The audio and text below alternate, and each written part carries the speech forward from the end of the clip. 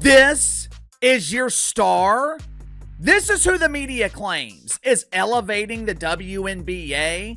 This is who the media has spent the last year wasting time trying to convince us that Angel Reese is responsible for elevating the dump?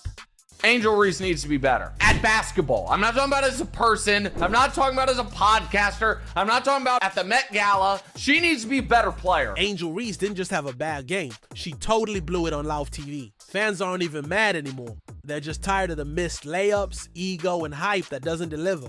And while she's out there looking lost in the paint, Caitlin Clark is making the whole league her playground as a rookie, and she's pulling in billions of dollars in fans, money, and everything else. This isn't a rivalry, it's a reality check.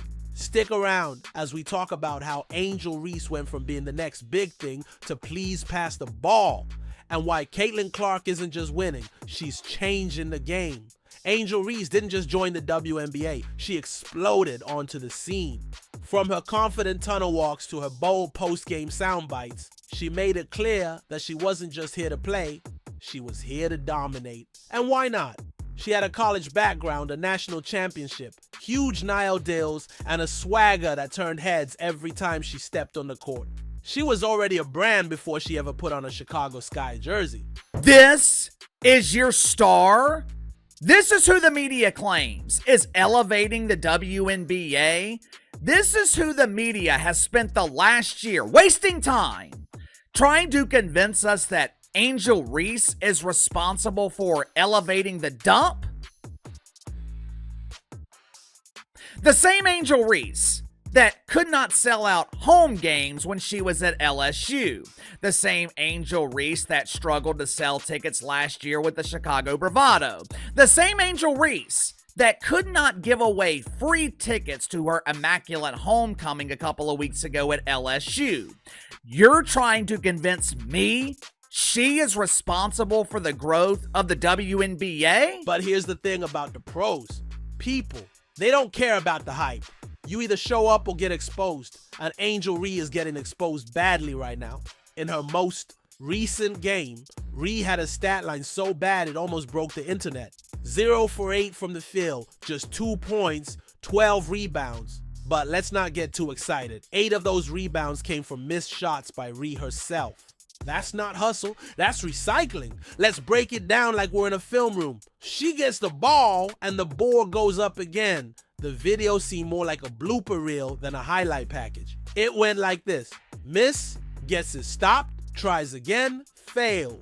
Let me ask you this. What kind of difference are you making if most of your rebounds are just repeats of your own mistakes? That's not helping the team. That's turning possessions into jokes. It's an embarrassment. What an absolute embarrassment. Look, it's okay to be struggling. Everyone has bad nights. This isn't just a bad night, it's a pattern. When your most useful stat is cleaning up your own mess, it might be time to take a break. Have a think and get back to the basics. This is a problem for basketball fans, not just basketball fans. Chi-Town Sky fans quickly lost hope. When Reese was chosen, there was a lot of excitement because people thought they were getting the next big thing. Now they're just watching games with one eye open because the online sarcasm is so bad.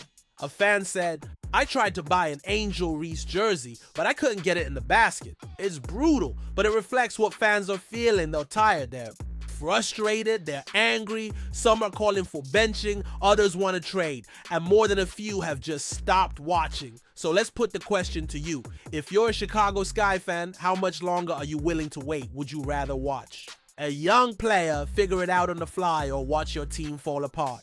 Game after game, basketball isn't just about effort, it's about execution. And right now, Reese is failing on both ends. She's missing layups, she's forcing shots, she's ignoring teammates. When it comes to the beef between Caitlin Clark and Angel Reese, let this fact sink in. If Reese didn't miss her layups and become a rebound merchant, she would get a lot less criticism. This rivalry would also be a lot better because the two could compete. And if she who are wide open, her court vision practically non-existent. You've got 4 players waving their arms on the perimeter like they're trying to land a plane, and Reese is still bulldozing her way into double teams defense. Let's not even sugarcoat.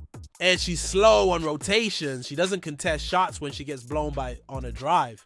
She jogs back like she's out for a Sunday stroll. It's lazy, it's uninspired, and it's unacceptable. At some point, the excuses have to stop. It's not the refs, it's not the coaching, it's not the system, it's her. Your former LA Sparks great, USC basketball star, she told the truth to Angel Reese face to face.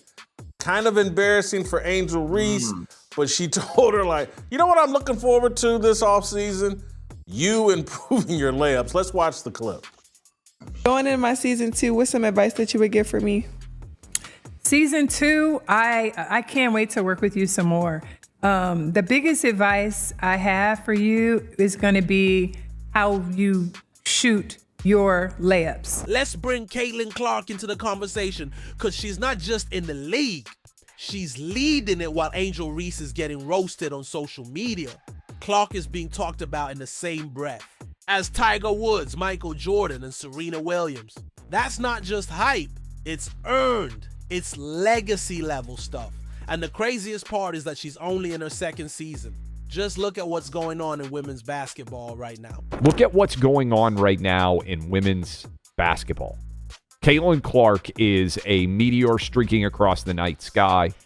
Whatever you think about her, she is bringing a level of attention that has never existed in the history of women's professional basketball. In so doing, she's not dissimilar to Tiger Woods and what he did to the world of golf. Last year, Clark not only met expectations, she smashed them. She was responsible for 5% of the WNBA's total economic activity. That's one player over a quarter of the league's entire financial ecosystem.